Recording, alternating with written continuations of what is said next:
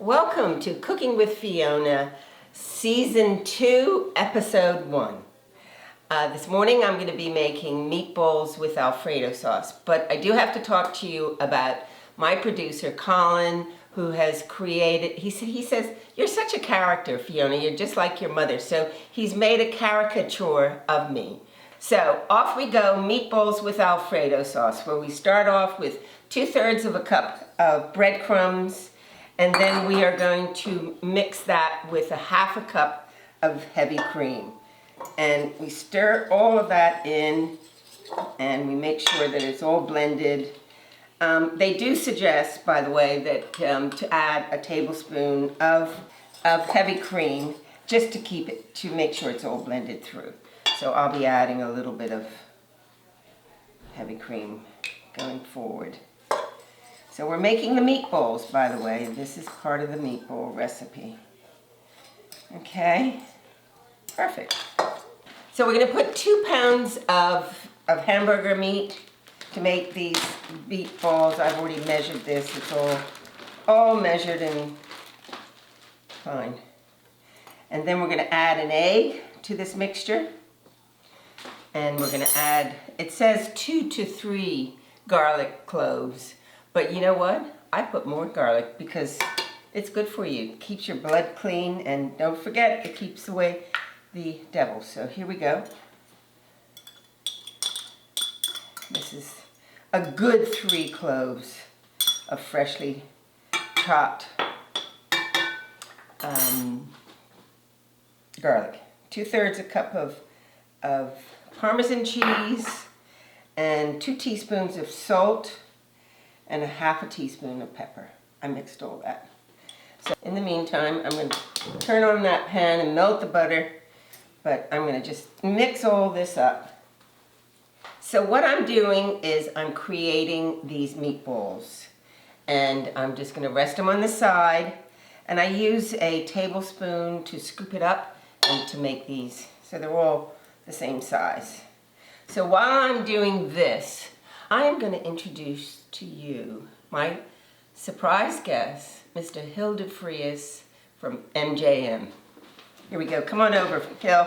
I know you like to cook, don't you? I do. I love to cook. And he is going to talk to you today about probate, which is a very important part of what I do, sell real estate. That's right. It is. That's right.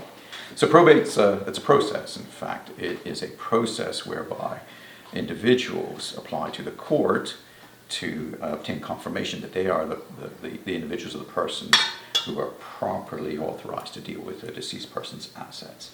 And in the context of real estate, of course, the principal asset for many Bermudians is the real estate.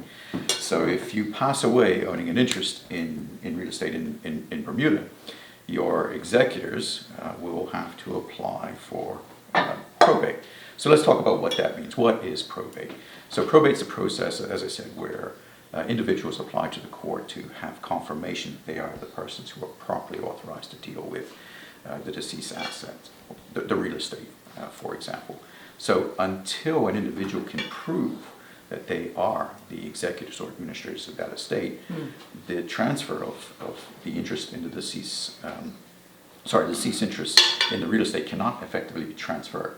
So once you go through that process and you obtain the grant, and the grant being the confirmation of your authority, that is how the executors prove that they are vested with the deceased interest in the real estate and can then sell the real estate. Right. So can I ask you a question? Yep. So in order to induce good title, you cannot pass over that property, and that's really...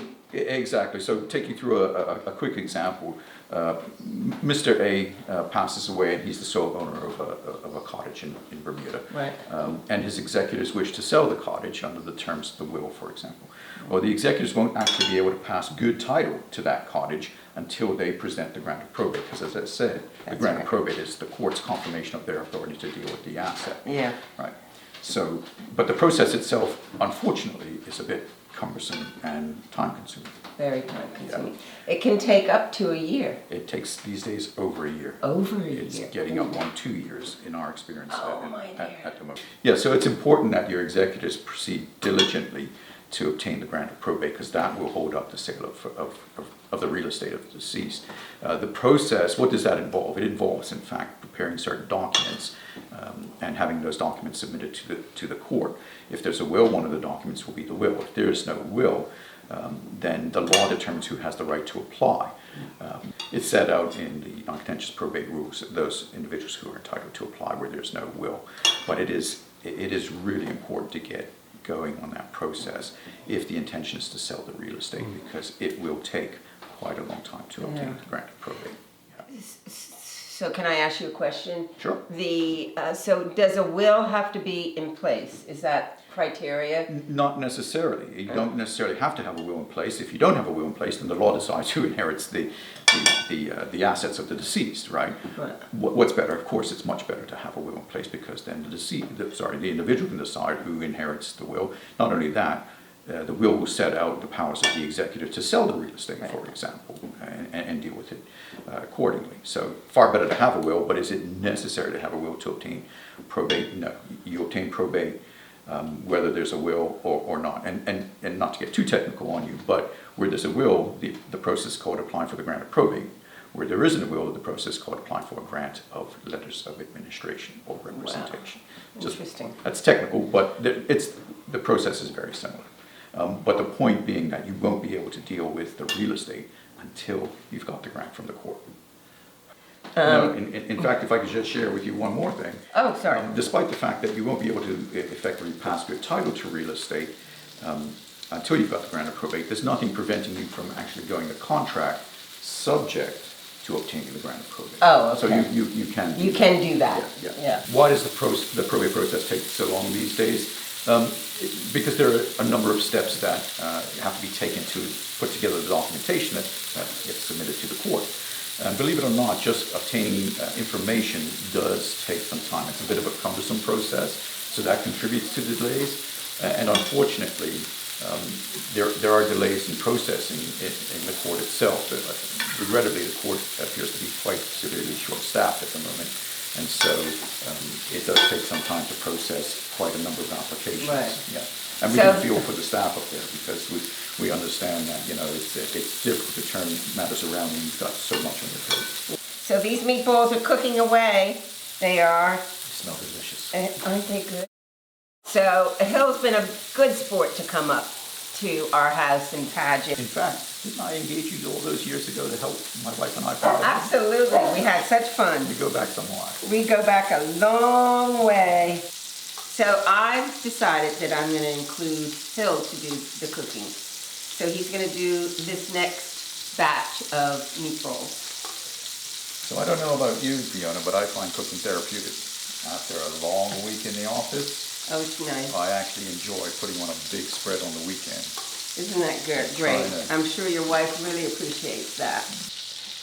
When I was a little girl, I used to come home from school. I went to Gilbert Institute, and I'd come home from school, and my most favorite meal, which I cooked, was to get a wrought iron pan, get a hamburger, and cook it to death, almost. And I'd have just the patty, and a dill pickle was my favorite thing to cook. A burger isn't a burger without a pickle. Thank you, Hill, so much for coming. Thanks. Let me give you a big hug. So we're about ready to make the Alfredo sauce. So we start off with melting 5 tablespoons of butter. Done. Turn that little baby on. And then we're going to melt the butter. And then we are going to put the clove of garlic that I've already minced. And then we're going to slightly saute the garlic in the butter. So I'm cooking this quite slowly because I don't want to burn the garlic. Makes it not taste so good if you burn the garlic. I'm going to sprinkle a tablespoon of flour, which will help thicken the sauce. And once that's blended and cooked through, then we actually add 2 cups of heavy cream. And I say that, heavy cream, because that's really what it is, heavy cream. And then we cook that up slowly. The aroma is just fantastic with the garlic there, and that blend it all up. Cook, cook, cook, very slowly. So this is a little bit of a process, and you have to cook it for a couple of minutes more. So I'm going to put the freshly grated Parmesan cheese in there, and I'm going to stir that, and it's going to cook for about, as I said, 9 minutes. This surprise guest was just superb. Hilda Frias was great. Now, I want you to look forward to the next episode that we have, number 2, because there's going to be another surprise guest. Hey, by the way, don't forget to call me. My number is 534-9932. If you have any questions, or if you want, or text me on that number, by the way. Or if you want a calendar and I didn't send you a calendar, I'd be happy to put you on my list. So look forward to hearing from you. When this sauce is cooked through, and it's getting quite thick now, I have prepared noodles, which I will pour. First of all, I'll put the meatballs into the sauce, and then I will pour it over the cooked noodles that I've already prepared. Ready for the sauce to be poured all over the noodles.